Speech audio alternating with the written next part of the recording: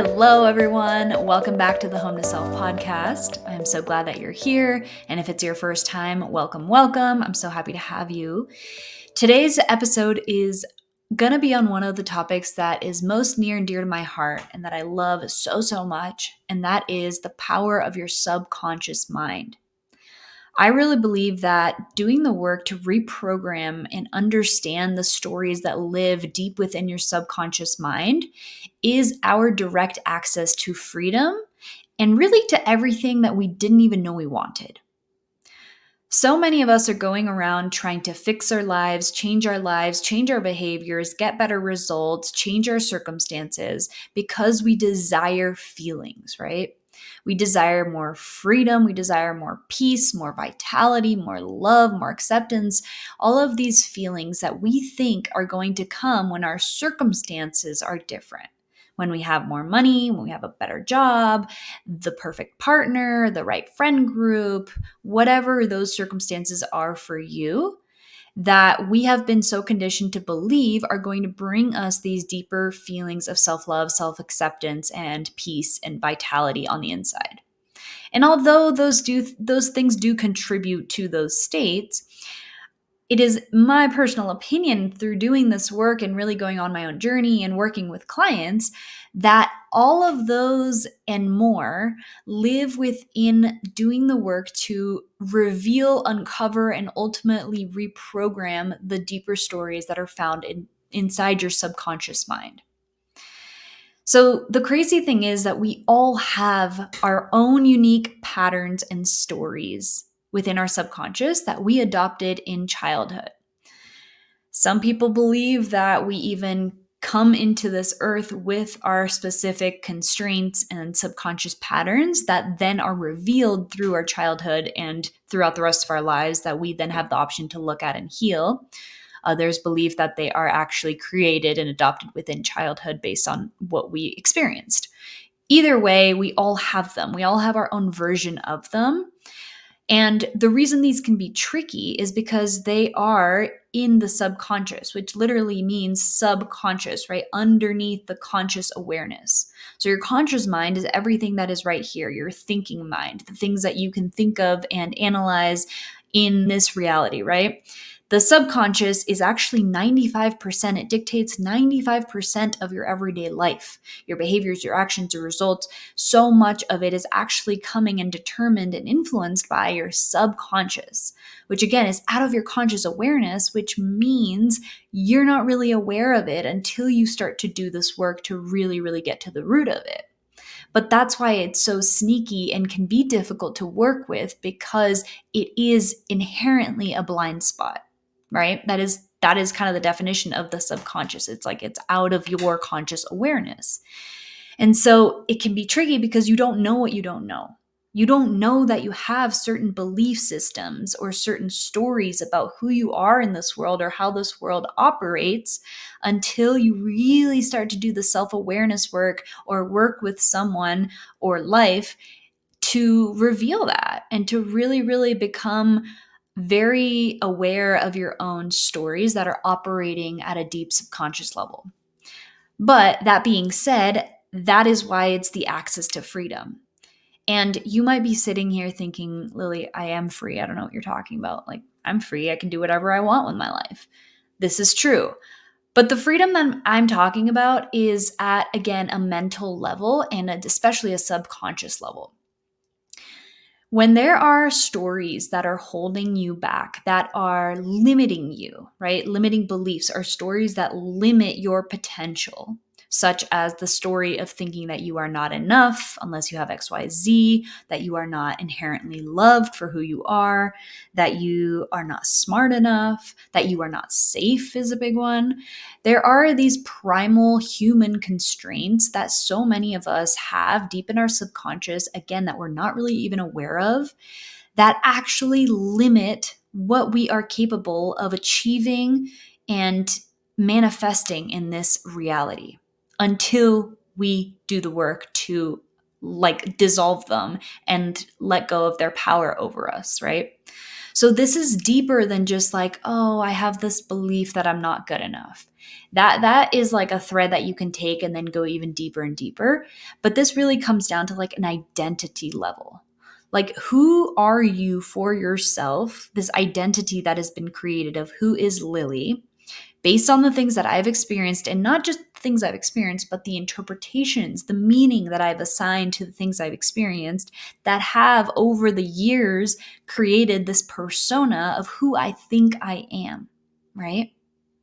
And this is where the conflict arises. And I think that the deep, self-loathing, self-hatred, self-criticism, self-judgment comes up because there is this potential of who we know we can be, right? We all have connected to this at some point or another. Deep in our soul, we are like, I know my potential. I know what I am capable of. And then there's the other side of what we are actually doing with our lives, who we are actually showing up as day in and day out. And that degree of separation creates so much of our suffering, so much of our discomfort, of our dis-ease, right? It's like, I know how much potential I have, and yet I don't understand why I'm not able to fulfill on that. And that creates so much resentment when you don't understand why, right? You don't understand why you keep self-sabotaging on the goals and the dreams that you have, or why you keep holding yourself back, or why you won't take the action that you know is necessary to build the life that you really, really desire. When we don't understand that and we just keep reinforcing these patterns, we build up so much resentment towards ourselves. And we build up stress and tension. Maybe it results as anger towards ourselves or self-criticism. We add more pressure. We try to force ourselves into doing these things. Like, oh, it's just do it already, Like maybe I just need a new challenge and the 75 hard, and like maybe I just need more accountability and da-da-da-da-da. We think it's like a matter of willpower. And of course, this isn't just black or white. Maybe there is some of that. Only you will know that. However, deep down, if there are subconscious stories of fear, lack, limitation of some sort that are still there, that have been programmed like a computer program in our subconscious from the ages of 0 to 7 is usually when that subconscious is formed, that ego mind, then it is like you are pressing the gas and the brakes on a car at the same time. And that's why it's so hard to move forward and actually make progress towards the things that you say you want. Which is why when you work with, most coaches or even sometimes therapists or whoever is helping you in the area of self-help and becoming a better version of yourself, if you are only addressing behavior, it is, as Peter Crone would say, at best, you're becoming a better version of your limited self. Because again, you're pressing the gas. There is still a deep subconscious story about who you think you are for yourself that is inherently holding you back. And so letting go of that story, dissolving that story, is what gives you back your power and creates more freedom. Because when you don't operate from these deeper stories of I am not enough, or the world is unsafe, or I have to do this to be loved in the world, suddenly you are free to actually fulfill on anything that you desire, on your potential, on goals that you have, on dreams that you have. That is freedom. It's freedom from your own perception of what is possible for you, of what you're capable of, right? That is the level of freedom that I don't even think people realize they actually want. Because we are sold these magic pills, we are sold circumstantial comfort and, goals and achievements, like getting the perfect body and the job and the money and the partner. And like we are so conditioned to believe that that is what we want. And it's okay to want that. Those desires are there for a reason. I have them too. But when you dissolve the deeper meaning of like, until I have those things, I'm not going to feel great about myself, or I'm not going to be loved, or I'm not going to be happy, or I'm not going to be okay and safe. Like that is what we need to look at.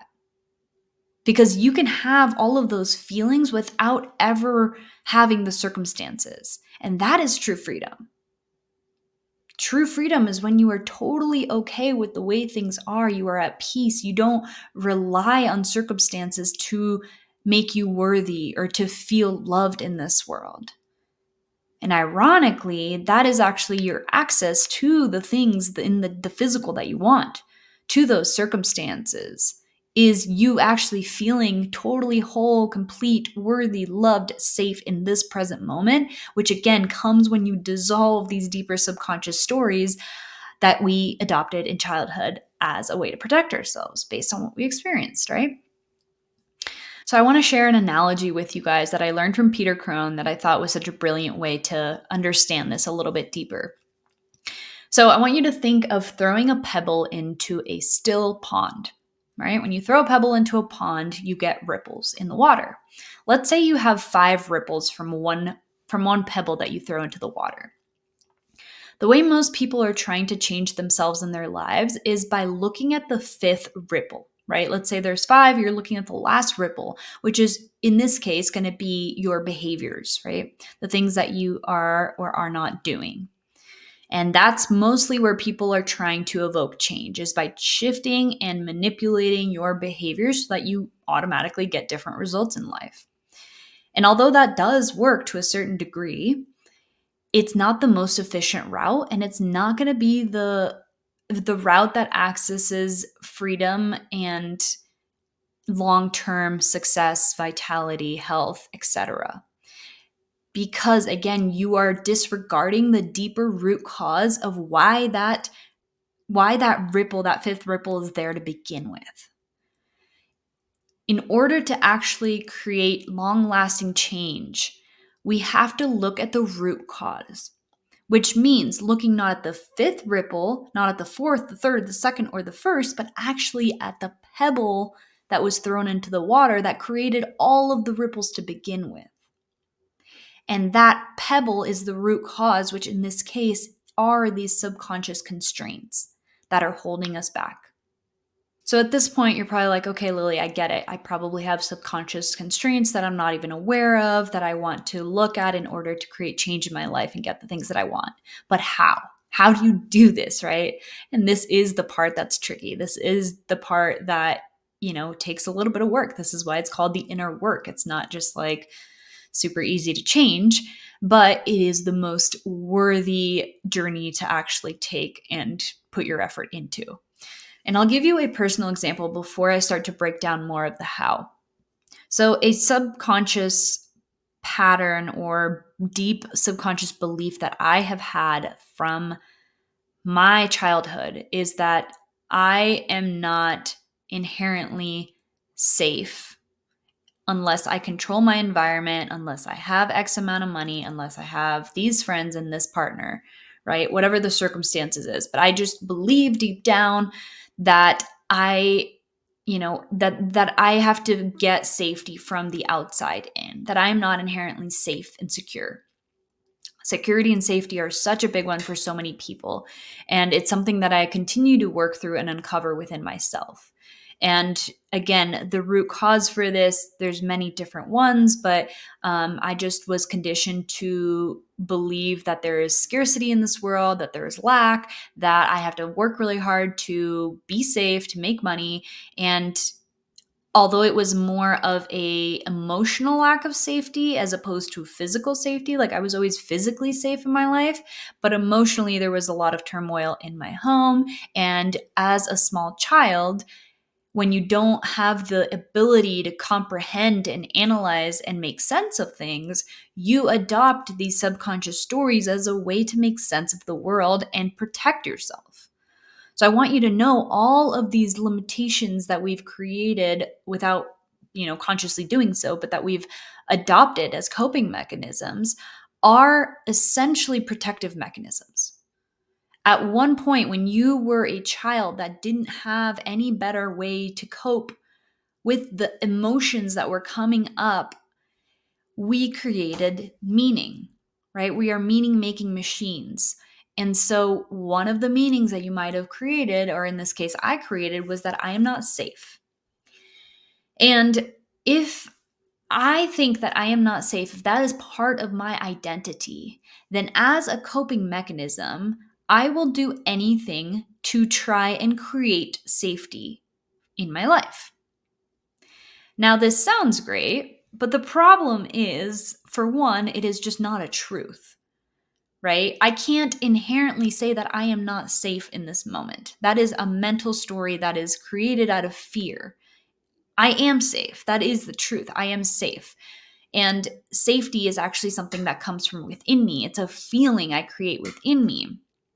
It is not something that comes from a quote unquote secure job or a partnership or money in my bank account. Those are things that can be taken away from me at any point. They don't actually relate to safety. It just makes my mind think, because of the story that I have and the conditioning that I have, that now I am safe. And so for me, it's been a lot of reprogramming. But this is such a deep core wound belief that it's generational, really. Like, my grandparents were in World War II, when there was actually a lack of safety for a lot of people. There was actually scarcity. There was not enough food. And so these programs are really, really deep. They're passed down from generation to generation sometimes. And so it just hopefully allows you to have a lot more compassion for yourself. That is like literally one of the most healing parts of this work, is that the more you understand where your conditioning comes from, where your subconscious stories come from, and why they were created as a way to protect you and keep you safe when you didn't know any better, you suddenly have so much more compassion for yourself.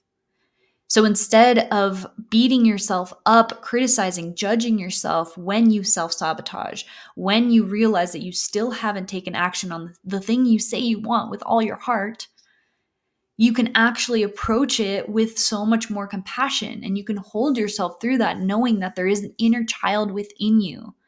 In my case, there's a little girl within me that will always be there, that is actually just scared. She is scared that she's not going to be okay if she doesn't have X, Y, and Z in her life, right? And I can totally empathize with that. Like, imagine that there was a child in your life that you absolutely adored that was just scared for her survival. And even if it seems minor to you, for whatever reason, like something, I don't know, if your limitation is like, I don't feel like I am good enough, and everyone, I think, can relate to this one in some degree, whether it's pretty enough, smart enough, skinny enough, whatever, successful enough, whatever that is, that version of flavor of yours.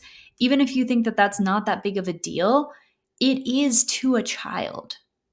And that's how I want you to remember it. It's like, we're always like, when we're talking about these conditioned patterns, remember that they are created in childhood between the ages of 0 to 7, 14, if we're being generous. Those years, you are a child, right? And so everything that you adopted, you were understanding it through the eyes of a small child who doesn't know any better. And that's why those programs are so primal and so, yeah, even if they seem silly or not that big of a deal as an adult, when you have all this awareness and this understanding of what life really is and who you actually are and what's real, you have to understand that we're talking about your inner child here.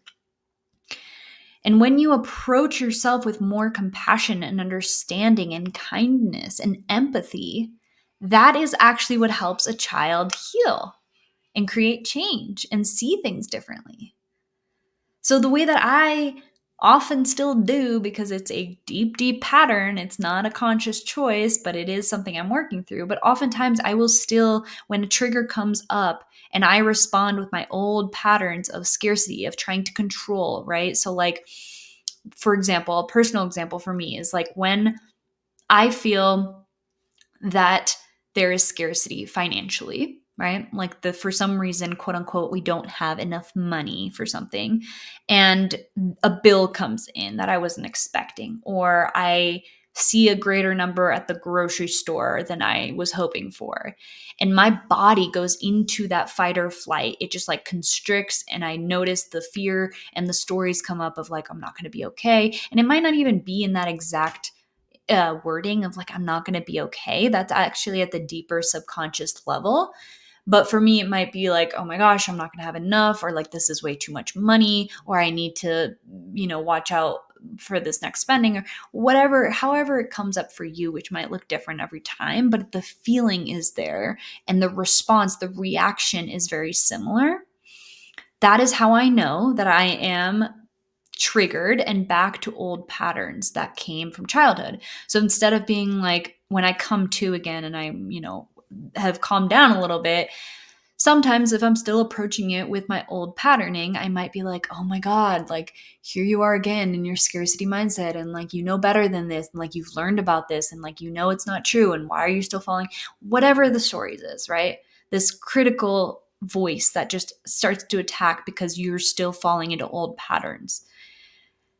Instead, if I can approach, which this is what I do now most of the time, is I can take a few minutes in the car. Let's say after the grocery bill comes up and I pay for it and I go to my car and I can feel the tension in my body.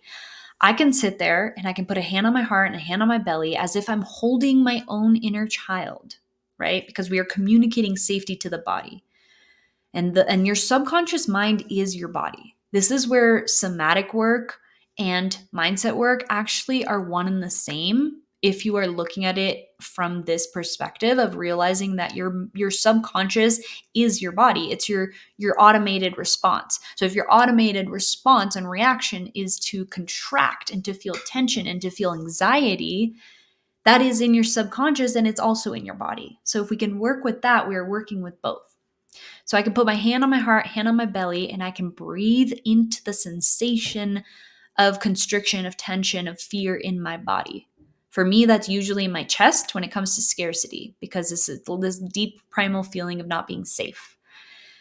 And if I can just hold myself and understand and have compassion and be like, I understand that you're scared right now. I understand that this is all you've ever known, that this is what you were taught, maybe not through words, but through what you witnessed.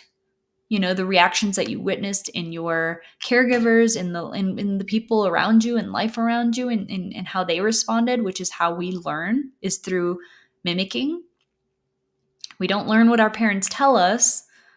We adopt what they do and how they react and their emotional reactions, right? And so this is again where it's like, it's not my conscious decision to jump into scarcity in this moment, but that's what my body's naturally doing because that little girl inside me is scared. It's that same emotional trigger that came up in this present moment. It really doesn't have anything to do with the situation at hand. It's revealing deep down what lives inside of me that I have the opportunity to heal and work through, so that when something like that comes up, it doesn't trigger me the same way, right? And so that also brings up the point of like, this is progress. This is work that looks like progress over perfection. That is so important because this might probably not be healed from one day to another. Very well will not. It's actually very rare for that to happen. And so what's more likely to happen is that every time that you approach yourself with compassion and love and kindness and empathy, you are helping that child reprogram the narrative, therefore diminishing the emotional reaction to that trigger. So next time you might be 5% less triggered or 2% less triggered than you normally are. And the more that you continue to reinforce the pattern that you are safe, that everything's okay, that you're not stuck in the same situation or emotional reaction that you were as a child when you adopted those stories, that is progress. That is healing.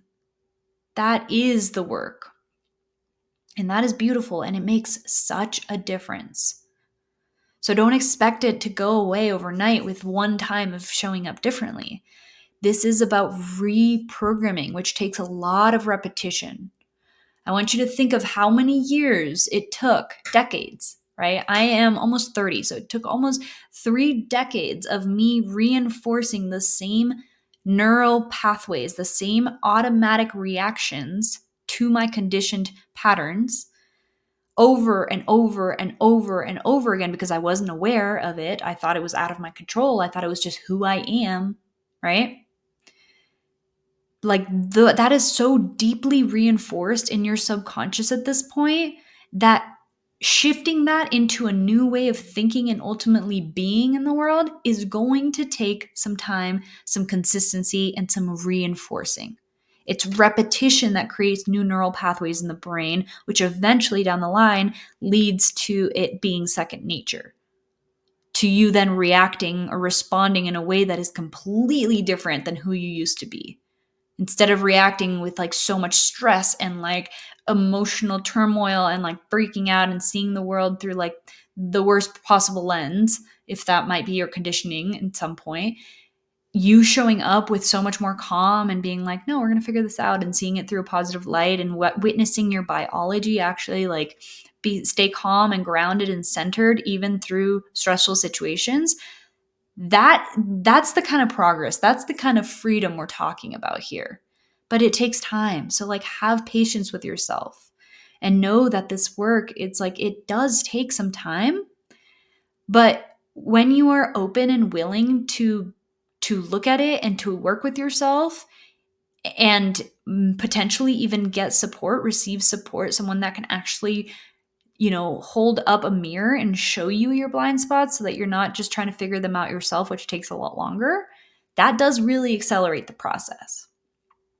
Anyway, I went off on a tangent a little bit, but I want to come back to the how, right? How, Lily, how do we actually start to reprogram this? And I mean, I kind of talked about it already in a little bit in the sense that when you get triggered, show up with more compassion and empathy. So the first step is awareness, and the second step is practice, right? Awareness is realizing what is one of my subconscious patterns, right? What is at the root here? What do I believe about myself?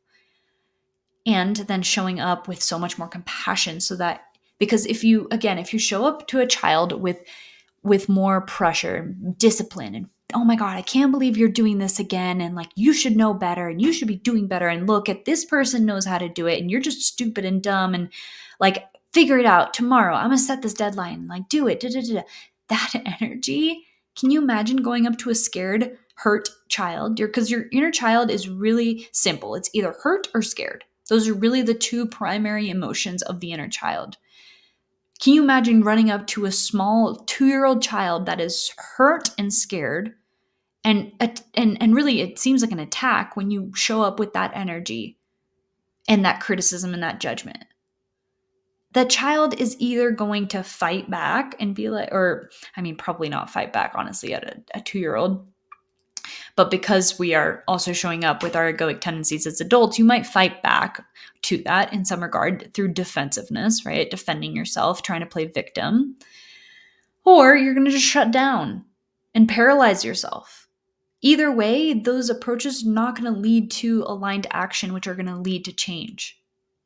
So we need to approach ourselves with so much compassion and love, and understand that these are deep, primal, subconscious patterns that evolved when you were a child, that are only going to heal when you can hold yourself in a loving, empathetical way.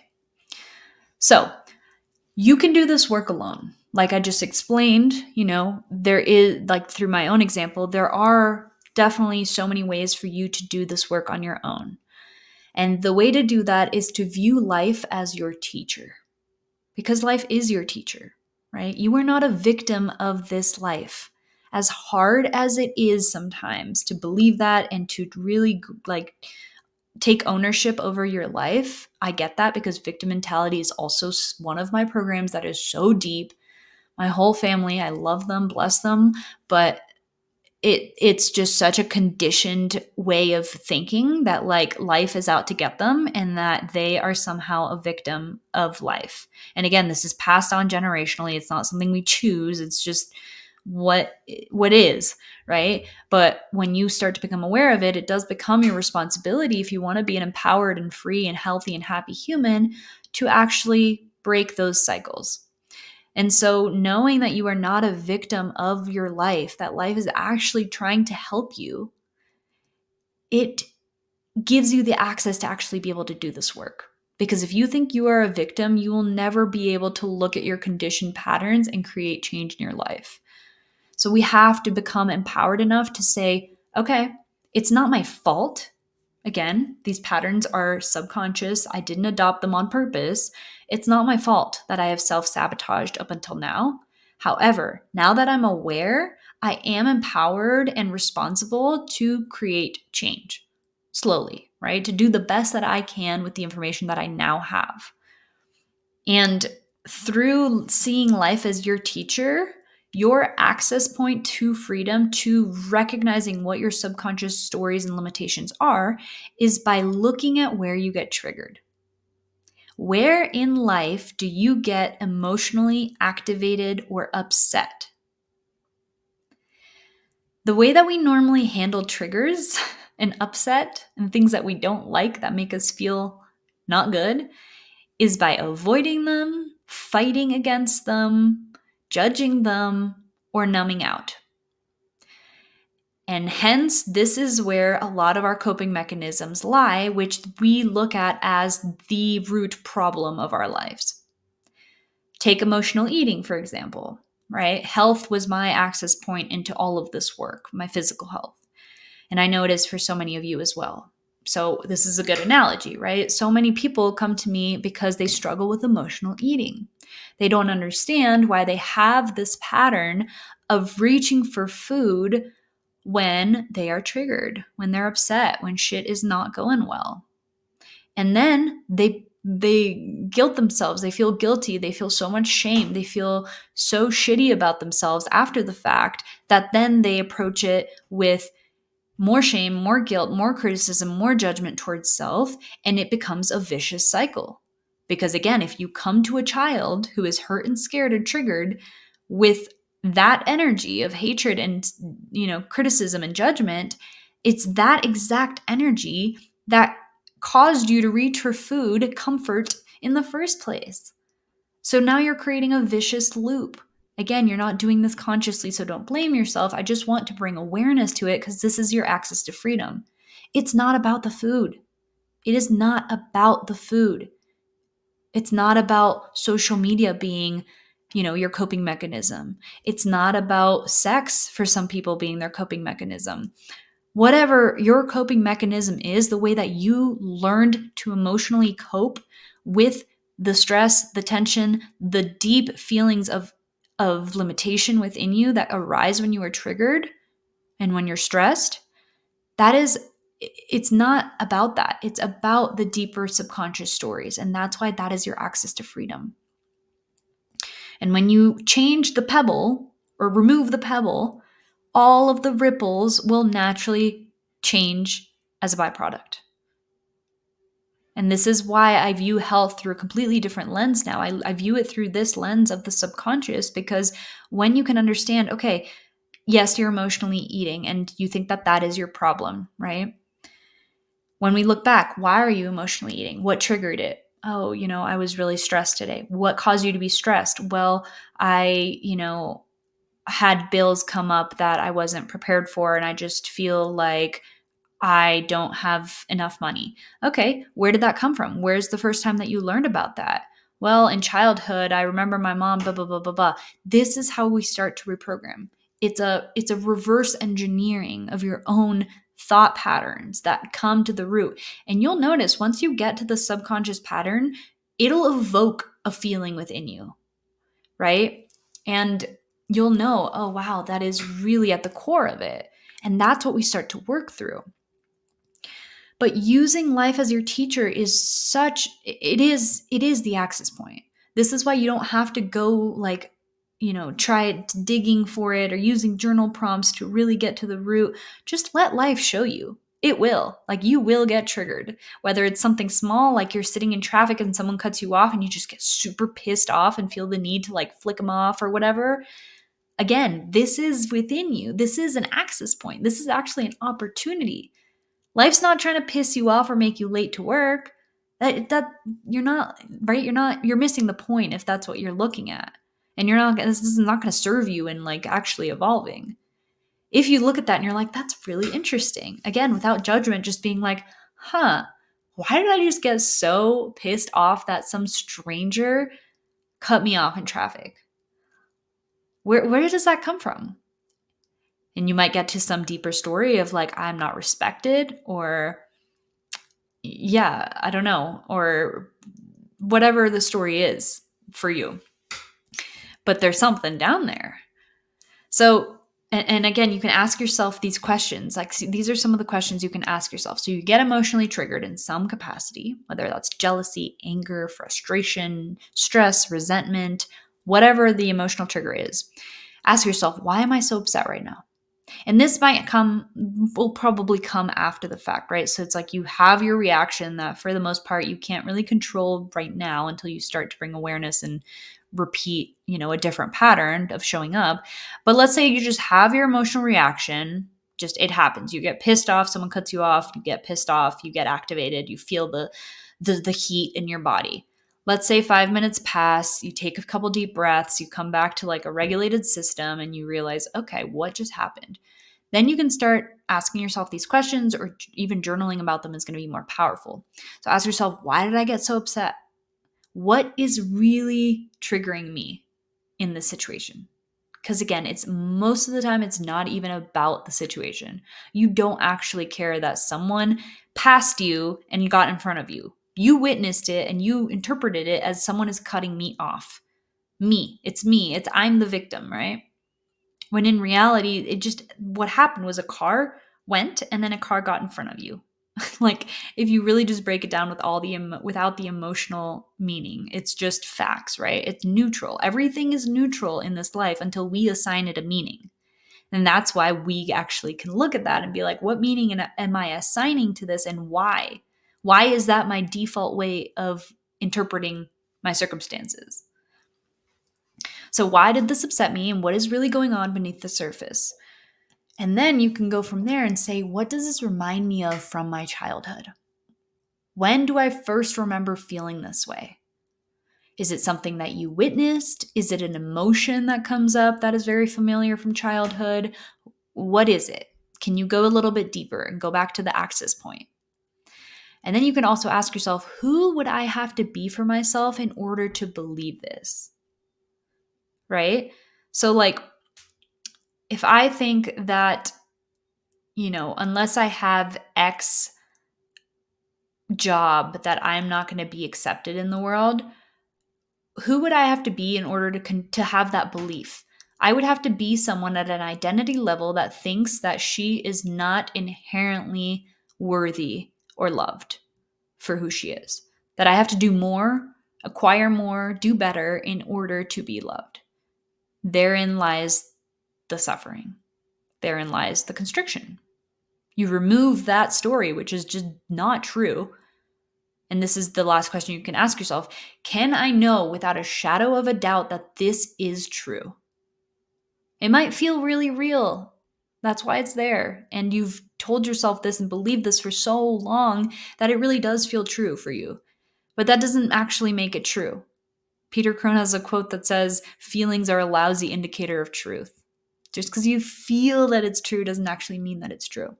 It's not inherently true that you are not safe. It's not inherently true that you are not worthy. It's not inherently true that you're not respected. These are stories. They're created through words, right? Which means we have the power to actually change them. And another analogy I want to give you to really reinforce the fact that these are our patterns that live within us that have nothing to do with our circumstances. It has nothing to do with the guy that cut you off in traffic, even though that is the easy way out to blame him and make it about him, right? It's like, I am angry because of him or that or this bill or this situation. That's how most people live their lives. And I mean, you're free to do that if you want, but it's not serving you. It's not serving your potential. It's not serving your health, really. When you live in victim mentality, you are like a pinball that's getting bounced around this life, activated emotionally by whatever comes your way. That is such a disempowering way to live. And you end up trying to protect yourself and control everything in your life because you feel so at the mercy of your circumstances. And that is a very stressful way to live. You become very hyper aware and controlling and angry and bitter and just on edge all the time. When in reality, you can heal the stories that have been created in your subconscious and recognize that, like, I am the source of my emotions. As hard as that is to like really, really sit with sometimes. And I get that. And I still struggle with this. We are human. We are going to struggle with this until the day that we die. However, progress is everything. Even small progress makes such a difference, you guys. And this does come back to, it correlates to every area of your life. Literally. That is why this work is so fucking powerful. To your health, like we just said, when you are constantly in victim mentality or when you are living from these deeper subconscious constraints of I am not enough, I am not worthy unless I have X, Y, Z, I am not accepted, I don't belong, I am not safe, whatever yours are, that again, you might not even be aware of yet, that creates a constant feeling that you need to do more or be more in this world. And that's why you can't sit still. That's why it's never enough. That's why you don't show up the way you want to. That's like all of these things that you think are the problem are, again, a coping mechanism to these deeper stories.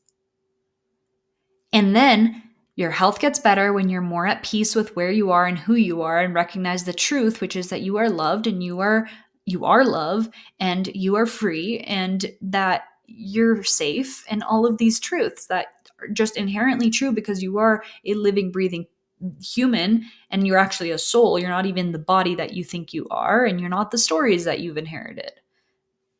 It takes a little bit of practice, but like that is truly who you are at a soul level.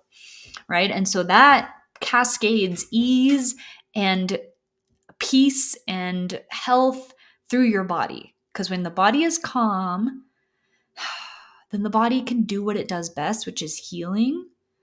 And it's like these stories that we have in our subconscious are like a kink in a hose that's running. And then we're like, oh my God, I don't understand why there isn't so much water pressure coming out. Right? And we try to like fix, instead of looking at the hose, I don't know, we're trying to mess with the water pressure or whatever. Instead, it's like, okay, if you dekink, it's not even a word, if you dekink the hose, the water naturally flows through the way that it always has wanted to. You can think of it the same with your vitality, with your health.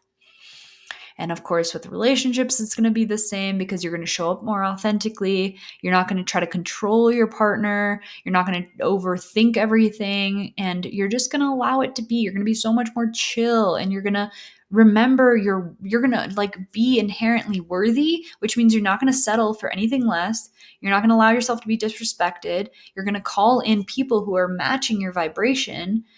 It really does help everything, even in career. Like when you actually truly connect to who you are and let go of the stories that you're not enough or that you have to work really hard to get money or that you can't do what you love and make money or whatever the programs are, suddenly you are free to do whatever you want.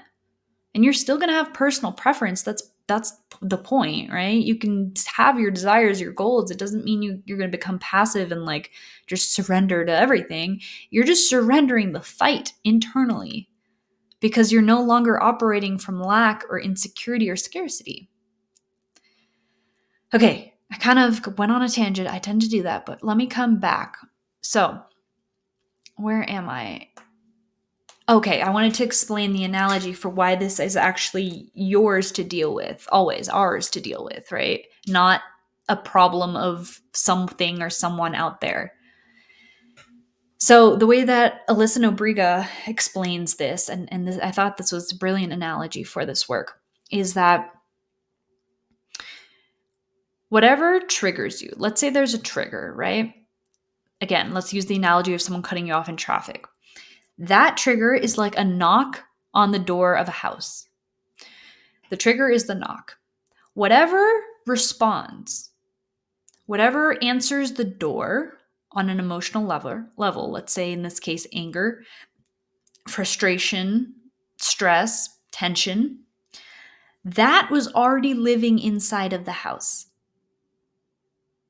You being the house. Okay? That is a really beautiful way to look at it because, again, it's not that someone made you angry. It's that you had anger within you and this triggered some sort of deep subconscious belief that re-triggered the anger, the emotional response that is showing you your access to a deeper subconscious belief that you've had about yourself, about maybe not being respected. And yeah, I want you to think of it too as like if you didn't believe that there was some degree of truth to something that someone says to you, it would not upset you. It would not trigger you. Let's say that you have brown hair, like I do, and someone came up to you on the street and was like, "I hate your purple hair. It is so ugly." You would be like, "The fuck?" You would be really confused. You might even laugh. You might think that they're just crazy or on something, but you wouldn't get like emotionally triggered and defensive and upset because you know you don't have purple hair.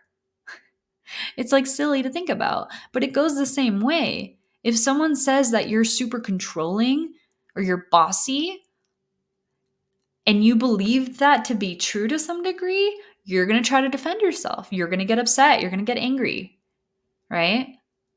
If you don't believe that to be true, you're going to be like, okay, I'm sorry you believe that, but like I'm not. So I'm just going to go on with my day now. And this is what I mean. It lives within us. And that, again, it's a really hard pill to swallow sometimes. I get it. And have compassion for yourself because this is not easy work. It's not easy to look at this. It's not easy to take responsibility. But responsibility is not blame. It's not about shaming yourself or blaming yourself or getting mad at yourself because you're going to fall into these patterns over and over and over again. We have to learn the hard way sometimes. But it is about awareness and noticing and being like, okay, I want to be a bigger human being so that I can free myself and my lineage and my children to come from these same generational patterns and actually just show up with more responsibility. And this may look like, especially at the beginning when you first start doing this work. I mean, I'm a few years into this and this is still how I go about it sometimes. It's like, I have the reaction in the moment. Like, for example, if I'm late to something, like late to the airport, let's say, that for some reason that when there's a really stressful situation and it requires like me getting somewhere on time, I get stressed really easily. And that is a deep subconscious pattern, again, for whatever reason. And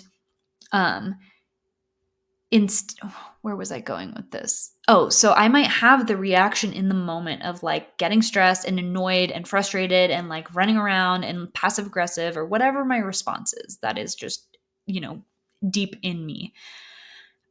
I might notice now that I'm in that maybe 10 minutes, 15 minutes after I have responded that way. Sometimes it's even quicker. And this is again where the progress is. You might have the reaction and it's okay.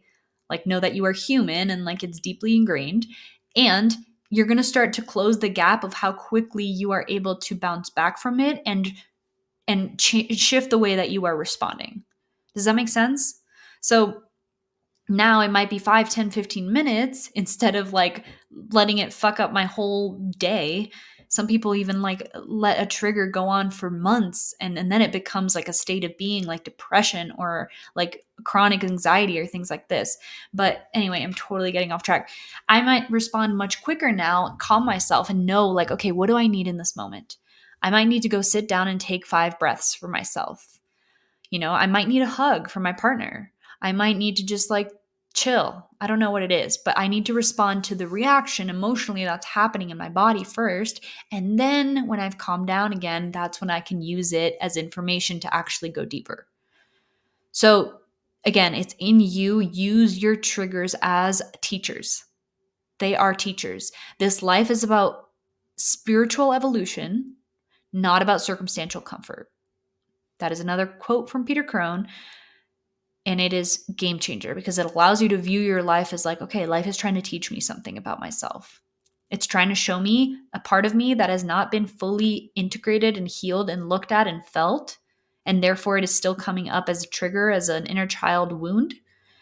And instead of me just constantly working hard and fighting towards getting the things that I want in this life, the money, the partner, the job, the house, the car, that I think are going to bring me peace and happiness and everything that I desire in this life, I can recognize that this life is actually just about me becoming a more authentic, free, healthy, peaceful, calm version of myself. And through that, I can still play and create and see what I have the potential of doing with my life, but not from a place of I need this to be okay, to be safe, to be loved, to be happy, but from a place of I am already free, peace, happy, and healthy. And this human game is about creation, and I have so much potential that I can do whatever I want because I want to, because it's fun. Do you see how different those perspectives are? Do you see how one is complete freedom and fun and joy and creativity and play, which is what this human experience should be, in my opinion? Of course, it's still going to come with its struggles, but you're not amplifying the suffering by constantly running in circles. You are just accepting the fact that there's pain because there's duality in this world, but you're still able to create and have fun and focus on that and embody that, as opposed to the opposite. Okay, I'm going to take a sip of water. I hope you're still with me. I know this has been a lot, but it is just like, this is it, you guys. This is the work. This is the powerful, powerful work that, again, I don't even think people realize they want. And that's hopefully what this episode will help you realize. Okay, let's look at the other two ways that you can do this work.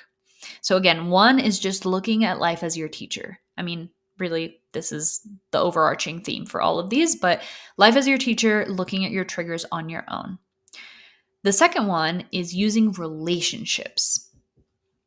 Relationships are mirrors. If we are willing to look at relationships as teachers, as mirrors for our own evolution and maturity, this is where you can add the label of conscious relationships that I talk about a lot. The people that trigger you the most in this life are your greatest teachers. And that is, again, a very hard pill to swallow. And it takes a very big person to actually take ownership and view it that way. And that, again, is completely up to you. But they really are. They really are our greatest teachers. They are showing us parts of us that still need to be healed and integrated, right? So if there's a part of me that feels like she is not worthy exactly as she is, and I have that come up as a trigger within my romantic relationship, I can either play victim and blame it on the other person for not doing enough, or not, loving me the right way, or not saying the right things. And therefore I am sad and, feeling shitty about myself. Or I can take responsibility and say, what did this trigger inside of me? What is the story I'm telling myself? What part of me doesn't already feel worthy? And how can I hold myself through that and remind myself of my own worth? Because you can. Insourcing your power, your healing, is your access to freedom. Knowing that you have everything you need and learning how to become your own support system is truly life-changing. It is what's going to help you heal and grow. And ironically, the more that you do that work with yourself and remember your wholeness and your worth and your okayness exactly as you are, and you show up with that energy to a relationship, that's where you can actually have a healthy relationship, and a really beautiful, deep one that's really intimate and allows you guys both to grow together, which is what I feel Austin and I have done really beautifully over the years. We've been together for almost 10 years, married for 6, and yeah, it's been such a blessing, and I have learned so much from that man. He has truly been my greatest teacher and continues to be, which is also why he's one of the people that triggers me the most. And he knows that, and I trigger him too, because we are opposites in many, many ways. We have opposite triggers and wounds, and yeah, we are meant to do this life together to help each other evolve. And through that, it is so beautiful what is possible. It really is, because suddenly you don't view your partner as the cause of your pain and your suffering and your discomfort, but you view them as a teacher. And you become really grateful. Like, thank you for triggering me in this way so that I could actually look at this in myself and heal it so that it doesn't keep coming up. This is why triggers so often continue to show up in different ways. And people will see this so much in relationships, right? They jump from one partner to the other, and it's the same dynamics, but with different people. If that is happening anywhere in your life, you best believe that that is life trying desperately to show you, to wake you up to something within you that you can still heal and move past so that you break that cycle and finally attract a situation and a partner where that is no longer the case, right? But if you keep blaming the other person, you're just going to keep moving from relationship to relationship to relationship without ever actually fixing anything. And again, this is really hard to look at. But if you have a partner who's willing to do this work with you, it is so beautiful. And even if you don't, it starts with you. It does not mean just because they're not willing to, does not mean that you can't start. You can. And in fact, it does start with you. And oftentimes our partners will mirror us because they're inspired by the change that they see and not because we tell them or try to convince them that they should change. That usually does not work, you guys. It doesn't. So just start with yourself. Let life teach you through your relationships, your job, your health, everything. Let life teach you and focus on yourself, and you will watch how it influences everything and everyone around you. Okay, back to relationships real quick, because this is such a huge one. And this is why I think a lot of people struggle within relationships, especially romantic relationships, long-term ones, because we thinking that we are the victim and that they are doing something wrong, we end up trying to change them. And the more that you try to change your partner or point out their flaws, the less that relationship is going to work out. Truly. If you allow them to be a mirror for you, and it doesn't mean you have to tolerate disrespect or tolerate abuse of any kind, it does not mean that at all. You need to know what feels good and what doesn't. And if someone is not respecting you or hurting you or abusing you in whatever fashion, then let this be your sign to love yourself enough to walk away from that. And then you can look at, what in me attracted someone who doesn't respect me? Do I respect myself? Right? Those are the deeper questions that are important to look at after the fact, but do whatever you need to do to stay safe and honor your intuition. Your intuition knows best, right?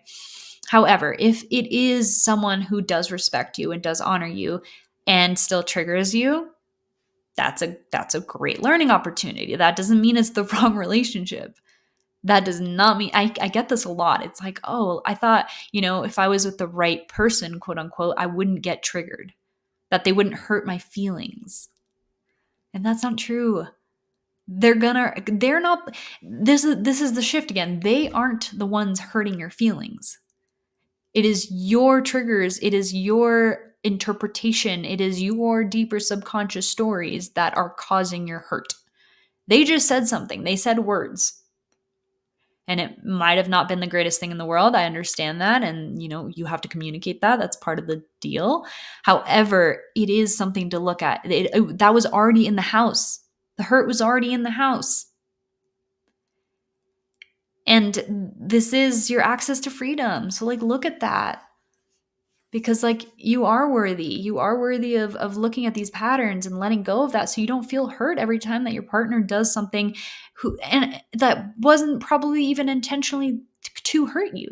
That is the thing. So many people are out here getting hurt. Again, that pinball getting slammed around by everything that anyone says because they take things so personally because there's still something within them that feels like life is out to get them or something. Everyone is dealing with their own shit. And it gets projected onto other people. So most of the time, what your partner or someone else is saying, or even someone at the grocery store that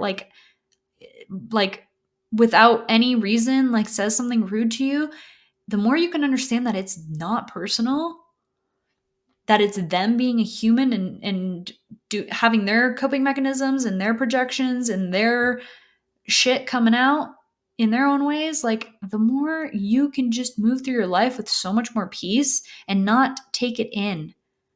So with that said, I just want to go back to my personal or my relationship with Austin as to show you guys an example of this, right? So the things that trigger me in Austin, I try my best to look at myself once I've calmed down and be like, what did this trigger within me? And the beautiful thing is, within the container of our relationship, because we're both in this work, we both do this work individually and together, I'm able to actually like communicate this to him, and he can hold me without making it his fault. Right? And the way to do this is to go up to your partner and say, I felt hurt because when you said this, and their opportunity is to hold space for you emotionally, for you to have your feelings and have your perspective and try to actually meet you there. Try to understand, like, oh, like, yeah, you learned this in childhood, or you have this belief, or even if you don't know, like, it's okay that you feel this way. Like, it wasn't my intention to hurt you, but I can hold space for that part of you. Like, it's okay for you to feel that. And that is a really beautiful, safe container for healing to happen. So a personal example, something that triggers me that's, kind of superficial, but it's a good example, that Austin doesn't seem to get annoyed or bothered by things being disorganized or the house not being clean or things just being in their place. It's just not something he worries about, which, like, I admire about him, honestly. Like, we all have our different qualities. I am by nature just a more organized human being, and I like that, and that is part of who I am, and that's fair. We are all meant to be different and have our unique things. But the reason that it triggers me when he is laying on the couch and the house is a disaster and he's completely at peace and not bothered by any of it and able to just go on with his day and do his things, that triggers me. And I can either try and change him and tell him he's wrong and that he should care more and that he should be better and that I need him to do this so that I can be okay, which is how most people actually go about these situations because they don't understand this work yet. Or I can realize that it is triggering to me because I deep down have some sort of belief that makes me think that I cannot be at peace unless my environment is perfectly in order and clean and tidy. Do you see how this is a mirror? It's not his fault. He is the way that he is, and it's triggering me because I have something within me that makes me need quote unquote to clean things so that I can feel okay. It's actually really funny when you think about it. And so the way that I would go about this now, and that I do go about this now, is I communicate that to him because communication is huge, right? I think that letting your partner meet you where you're at and understand your conditioning is so, so big so that you can actually relate to each other, understand each other's realities based on how they perceive them, based on their conditioning and their thought process and their feelings, but not making it their fault. But if I can tell him, listen, it triggers me that you don't care about this stuff as much as I do, and that you can just be at peace here while I'm like scrambling to like tidy up the house. But it's not your fault. I understand that. And him now knowing that, he can help and support me and like actually clean because he knows it makes me feel better, but not because he thinks he has to in order for me to accept him or love him more. It's so different. It's a completely different way of going about things. I can still have my preferences. We're different people. Again, the point is not for us all to want the same things and need the same things. But if the fact that if it upsets me that he's at peace, that's my shit to look at. And at the end of the day, if we look at it through this perspective, I am so grateful for all the little ways that he triggers me, because it allows me to find more freedom within myself. If I can get to the point where I see that story of like, wow, is it really true that I can't be at peace if my environment is messy? No. I don't know where I got that from, but it's not true. And it's doing a disservice to me because it causes me to be in stress and do things because I think I have to. Like, ugh, I'm so annoyed that I have to clean up this house when all I want to do is rest. No one is holding a gun to my head saying that I have to clean this house right now. It is my own mind, my own subconscious stories that have convinced me that that is a thing. Hence, my lack of freedom coming from me, coming from my subconscious. Now, when I do that and I do this work and I get to the root of it, I can sigh and your body language literally will respond to what your mind is thinking always. So pay attention to that too. I can sit my butt on the couch, even if the house is a disaster, and I can rest if that's what I need to. And the responsibilities can be handled a little bit later and nothing's gonna go to shit. It's our own stuff, you guys. It really is. And as hard as it is, it's also like the most liberating and beautiful thing in the world. Because nothing outside of you is going to bring you peace, fulfillment, self-love, happiness, health. It can support you, and it definitely, that's a huge part of it. But you are the source of all those things. Not just the source, but like you are those things you're looking for. And there are just stories and subconscious blocks in the way that stop you from realizing that that is truth. And that's what we're undoing in this work. We're undoing the mental knots that are in the way, which is also funny because it's not just KNOTS, like a knot, like a rope in your mind, but it's also the knot of story, NOT, of like, because most of these stories and constraints are in the realm of negation of self, which means like I am not something, which inherently you are. Like I'm not loved, but you are, because you are a breathing, living human being. And that inherently means like you are loved, right? Like a baby that comes into this world, they don't have to do absolutely anything to be loved. They just are loved for being alive, for being a precious miracle of a human. You are that baby. You just have adopted stories because of things that have happened and how you've interpreted them that make you think that you are not and that you have to do something more to be loved. So that story of I am not loved is what we are removing, which is also like a knot in your mind. So anyway, just a fun thing. But yeah, that is my little example within my relationship. So relationships can be such beautiful teachers. And if you start looking at them this way, not just romantic relationships, but relationships to everything, we know ourselves in by means of relating to this life. The way that you relate to money, the way that you relate to, the friends that you have, or your partner, or your habits, or your beliefs, or your parents, or whatever it is, yourself.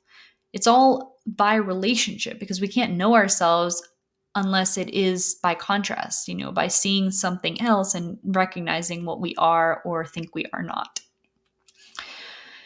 The last and probably most profound way, if I do say so myself, of working through these subconscious stories and accessing more freedom is through mentorship or coaching or therapy or some sort of container where someone is literally committed to being a mirror for you.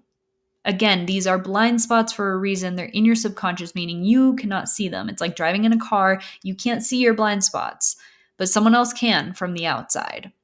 And that is the role of a really good mentor or coach within this work, is someone who you can come to be fully safe, fully supported, feel like you can fully be yourself, judgments, criticism, patterns and all. Because they know that you're human and they have their own patterns and we understand this work. It's like, I think that the people who understand this work are the least judgmental, the most safe, because they understand what it is to be human. And they work with these patterns all day long. So there's really nothing to hide. There's nothing to be shameful of. There's just a lot of love and acceptance and compassion. But the more safe you feel to actually show up to this relationship, because there's less at stake than maybe a romantic relationship or a friendship or a family dynamic, and there's also less baggage of like who they think you are, like through their own perspective of you, right? You come to this dynamic and you bring all parts of you. It allows us or me as the coach or the mentor, whoever it is, to see where you are still getting caught up in old stories and subconscious beliefs that are at the root of the quote unquote problems in your life, or the blocks or the things that are still holding you back from the everything that you truly desire. And that work is gold. That is transformative, really. And it's super, super empowering. It accelerates your growth because you have someone who's literally able to hold out a mirror and be like, and ask questions that help you come to the root of your own mind, and then hold you accountable to actually practicing and implementing the things to shift those narratives. Again, it's awareness, becoming aware of your patterns, and then practice. That's a huge one. It's like you have to repeat and repeat and repeat a new way of being, a new way of showing up with more compassion, changing these ways so that you create new neural pathways in the mind. And through accountability is actually how you create lasting change once you become aware of these patterns. So that is where coaching and mentorship it's been huge for my own growth. It just accelerates it so much more when you have someone there to really, really hold you accountable. And coaching or mentorship is not just something that you have to reach for when you're struggling in life. I think this is a really common misconception of like, oh, my life's okay. Like, I don't know, I can go without. Yeah, you can. You can totally go without.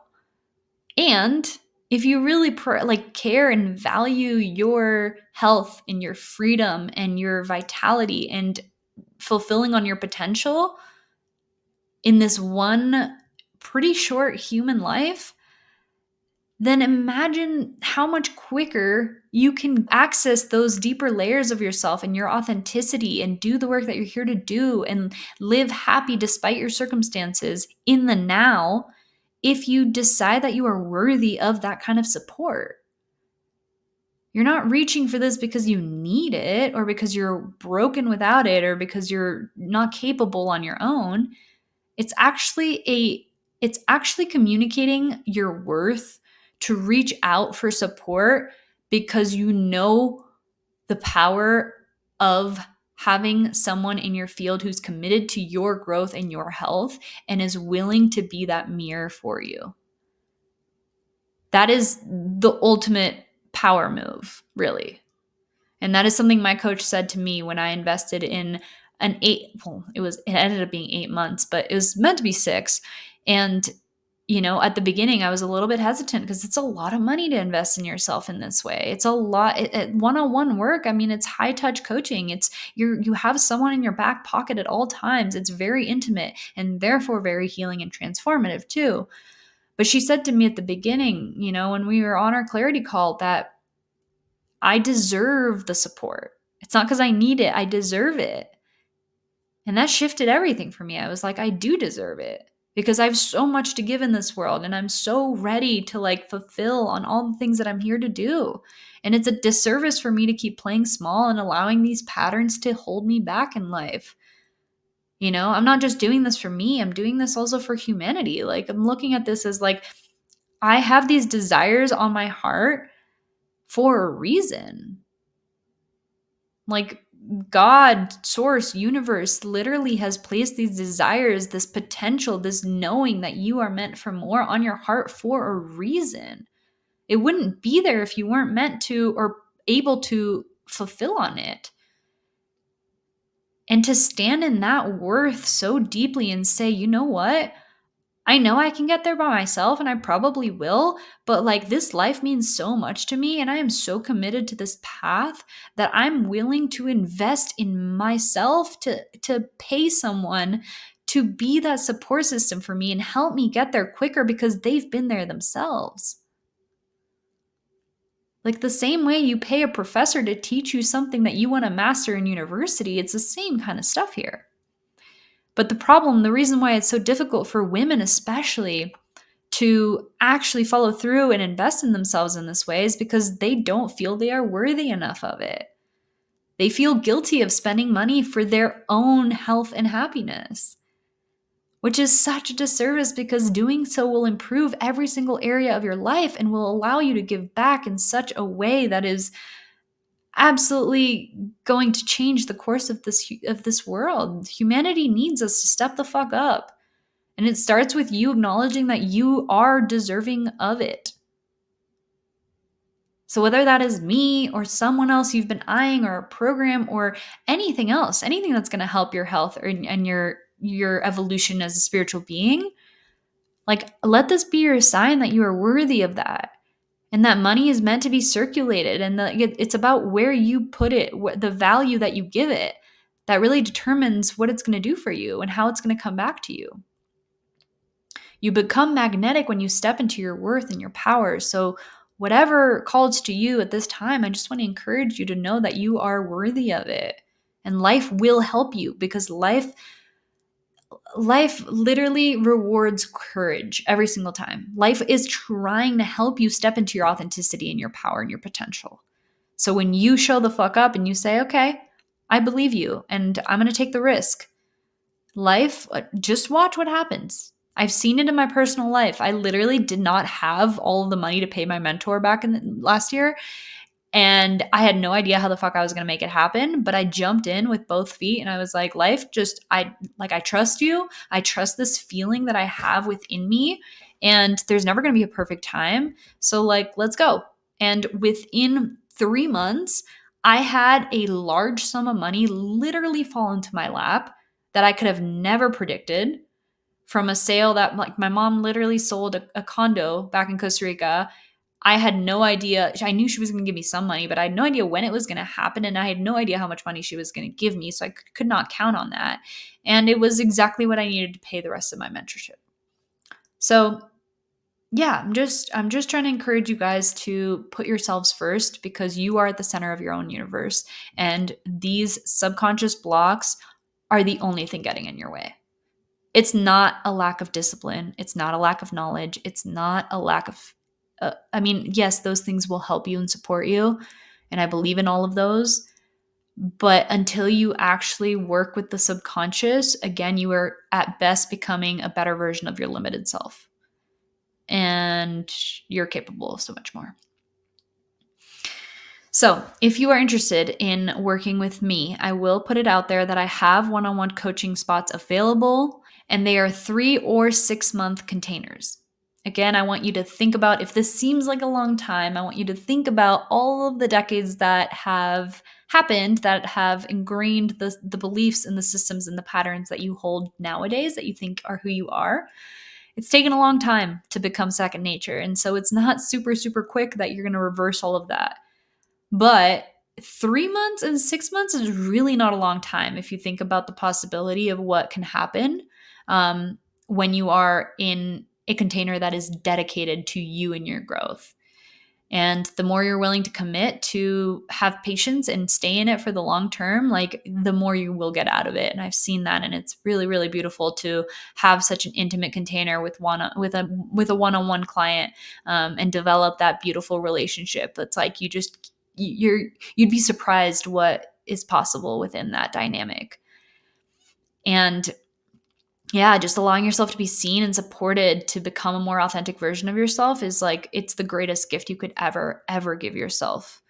You will walk away with such a deeper understanding of yourself and your patterns and where they came from and how to actually navigate your triggers when they come up in a way that is effective, in a way that allows you to take action so that you're not just self-sabotaging or procrastinating on starting on the things that you know you want to do, that you know will make you better because of XYZ story. You'll acquire a whole toolbox of information and tools and practices that are really going to help you stay grounded and regulated when shit hits the fan, which is bound to happen. You're a human in this body, in this life. Like, shit's not always going to go your way.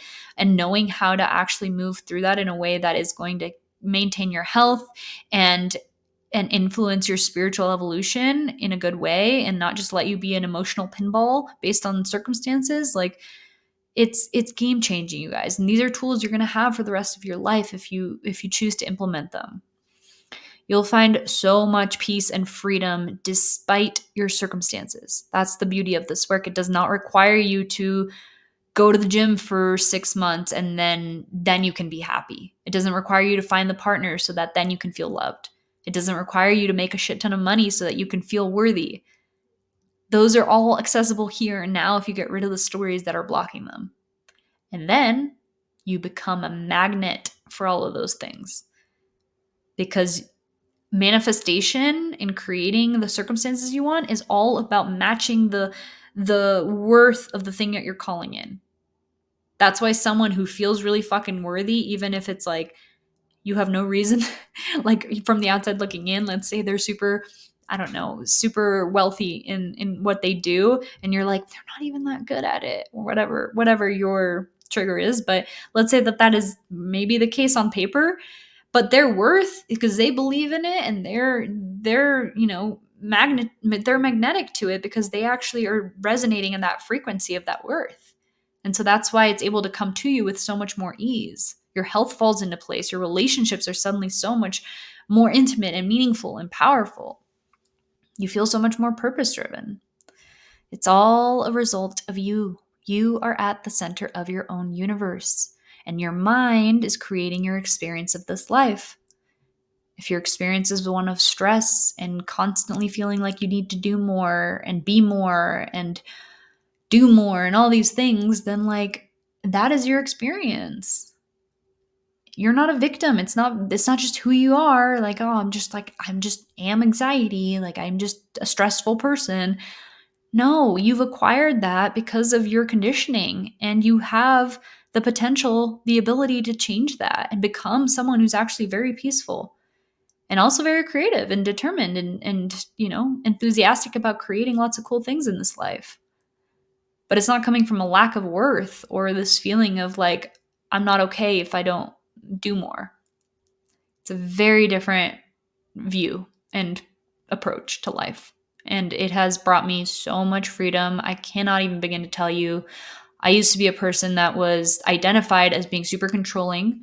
People used to call me, oh my gosh, this was such a pain point for me. But in middle school, people used to call me, they would be like, okay, mom, or like tell me that I'm really bossy. And I hated that about myself. But I thought it was just who I am. Like, and so if you with that mentality, I was like constantly trying to change it and hide it. And I would get super defensive when that came up because I didn't like that. I didn't think, like deep down, that's not who I am. No one's just a controlling person.